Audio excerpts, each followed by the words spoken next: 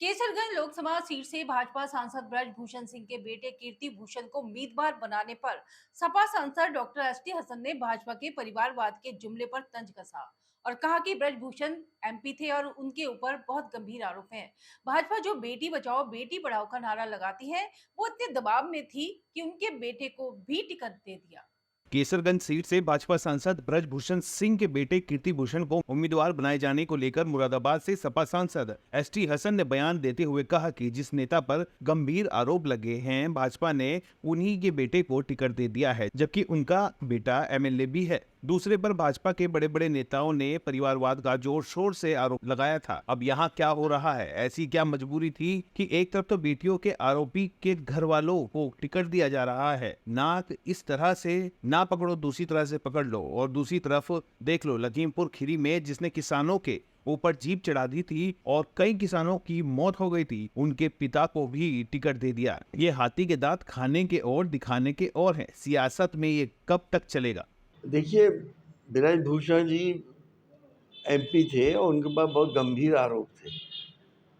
भाजपा जो बेटी बचाओ बेटी पढ़ाओ का नारा लगाती है, वो इतने दबाव में थी कि उनके बेटे को भी उसने टिकट दे दिया। उनका एक बेटा ऑलरेडी एमएलए भी है।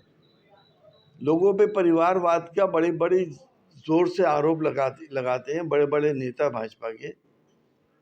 यहाँ क्या हो रहा है? इतनी मजबूरी ऐसी क्या थी?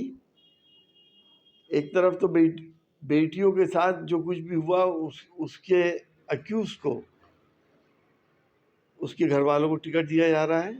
नाक इस तरह से नहीं पकड़ो, दूसरी तरफ से पकड़ लो। और दूसरी तरफ आपने देखा कि जिसने किसानों के ऊपर जीप चढ़ा दी थी और 4 किसान मार दिए थे, उसके फादर को भी टिकट मिल गया। ये हाथी के दांत दिखाने के और हैं और खाने के और हैं। सियासत में ये कब तक चलेगा? राहुल गांधी के रायबरेली से चुनाव लड़ने पर केंद्रीय मंत्री अनुराग ठाकुर द्वारा दिए गए बयान पर बोले, चाहे अनुराग ठाकुर हो या गिरिराज सिंह, इनकी जुबानों पर कोई लगाम तो नहीं है। ये वही साहब हैं जो कह रहे थे गोली मारो सालों को। ये कब क्या कह दे, कहाँ स्मृति ईरानी और कहाँ राहुल गांधी। दोनों के स्टेटस और इज्जत में बहुत फर्क है। इस तरह की बातें क्यों करते हैं? क्या लोग दो दो जगह से लड़ते नहीं हैं? हम तो इतना जानते हैं कि अगर काउंटिंग में रिंगिंग नहीं हुई तो ये कहीं नजर नहीं आएंगे। अब देखिए, चाहे अनुराग ठाकुर जी हो या गिरिराज सिंह जी हो, इनकी जबानों पे कोई लगाम तो है नहीं। ये वही साहब तो हैं जो कह रहे थे गोली मारो सालों को। ये क्या कह दें, कब कह दें? कहाँ स्मृति ईरानी और कहाँ राहुल गांधी। एक ज़मीन आसमान का फ़र्क है दोनों के स्टेचर में और दोनों की इज्जत में, दोनों की पब्लिसिटी में और लोगों पे प्रभाव में। तो इस तरह की बातें क्यों करते हैं? क्या लोग लड़ते नहीं हैं दो दो जगह से? बहुत सी जगह पे। और हम इंडिया गठबंधन के लोग ये भी समझते हैं कि अगर चुनाव में और काउंटिंग में अगर रिगिंग नहीं हुई, ईमानदारी से हो गया, तो ये कहीं नज़र नहीं आएंगे। इनके भरोसे ये दिखा रहे हैं कि रिगिंग करना है इन्हें। जब बहुत बड़े फ़र्क होते हैं तो ये ज़्यादा नहीं कर पाते। छोटे मोटे फ़र्क को ये काउंटिंग में ही कवर कर लेते हैं। तो बहुत सी जगह हो सकता है राहुल जी को ये अंदेशा हुआ हो कि कम मार्जिन होगा तो रिगिंग ना हो जाए, तो इसलिए यहाँ से खड़े। इन्हें क्या एतराज़ है? क्या ये कानून के ख़िलाफ़ है क्या ये बात? क्या इनके लोग दो दो जगह से कभी चुनाव नहीं लड़े? मारिया के वोट जिहाद पर सपा सांसद ने बड़ी बारीकी से जिहाद का मतलब बताते हुए उनका बचाव किया। उन्होंने कहा कि हमें अफसोस है इस बात का कि प्रधानमंत्री की जुबान से इस तरह की अशोभनीय बातें सामने आती हैं। हमें अपनी किस्मत पर भी तरस आता है कि देश के प्रधानमंत्री को जिहाद का मतलब नहीं पता है। हम रमजान में भी एक जिहाद करते हैं, अपनी भूख पर कंट्रोल करते हैं, वो भी एक जिहाद है। लेकिन ये बदकिस्मती का दौर ऐसा है कि अगर दो बच्चे एक दूसरे को प्यार करने लगते हैं तो उसे लव जिहाद का नाम दिया जाता है। जिहाद का मतलब ये नहीं कि सामने वाला तलवार लिए खड़ा है और गर्दन काट देगा। हमें अफसोस इस बात का होता है कि प्रधानमंत्री जी, जो पूरे देश के प्रधानमंत्री हैं, इस वक्त भी प्रधानमंत्री हैं, उनकी ज़बान से जब इस तरह की बातें, अशोभनीय बातें सामने आती हैं, तो हमें अपनी किस्मत के ऊपर भी तरस आता है। कि देश का प्रधानमंत्री को ये नहीं मालूम जिहाद है क्या चीज़, इसकी डेफिनेशन क्या है। हम रमज़ान में भी एक जिहाद करते हैं, अपनी भूख का ऊपर कंट्रोल करते हैं, वो भी एक जिहाद है। अपनी आँखों पे कंट्रोल करते हैं, कानों पे करते हैं, ज़बान पे करते हैं, किसी का दिल नहीं दुखाते। अगर हम ऐसा करते हैं तो रोज़ा मकरूह हो जाता है।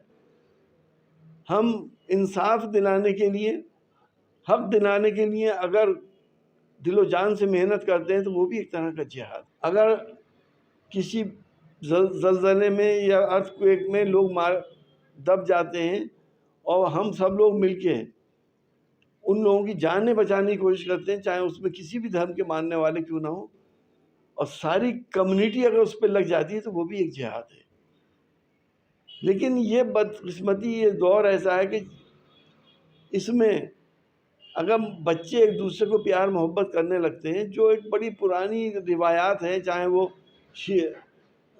लैला मजनू हो या शीनी फरहात हो, अगर वो प्यार मोहब्बत करके शादी कर लेते हैं तो उसके बाद सोसाइटी का इतना दबाव आता है उन पे, घर वालों का दबाव आता है कि वो मजबूरन कह देते हैं कि हमें नहीं मालूम था कि ये हिंदू थे या मुसलमान थे। सोचिए आप 21वीं सदी में आज क्या ऐसा पॉसिबल है?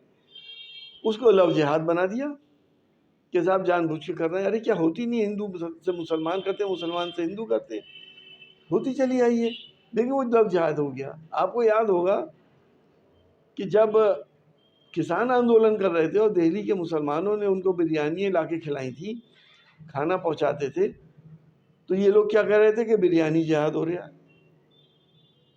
हर चीज़ का जिहाद। तो जिहाद का मतलब ये नहीं है कि सामने वाला तलवार लिए खड़ा है और गर्दन काट देगा। जिहाद को समझें क्या है। इंसानियत के लिए जिहाद होते हैं, इंसानियत को बचाने के लिए जिहाद होते हैं। अब इस वक्त देश को बचाने का जिहाद है, संविधान को बचाने का जिहाद है, सांप्रदायिकता को ख़त्म करने के लिए जिहाद है, प्यार मोहब्बत को बढ़ावा देने के लिए जिहाद है, हिंदू मुस्लिम इत्तेहाद को बढ़ावा देने के लिए जिहाद है।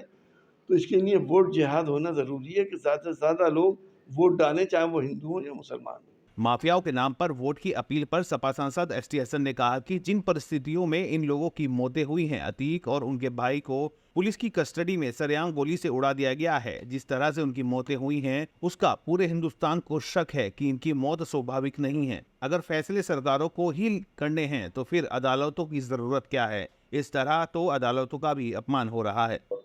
देखिए, जिन परिस्थितियों में इन लोगों की मौतें हुई हैं उसमें पूरे हिंदुस्तान को एक शक हैगा कि ये नेचुरल, तो जाहिर है नेचुरल तो हुई नहीं है।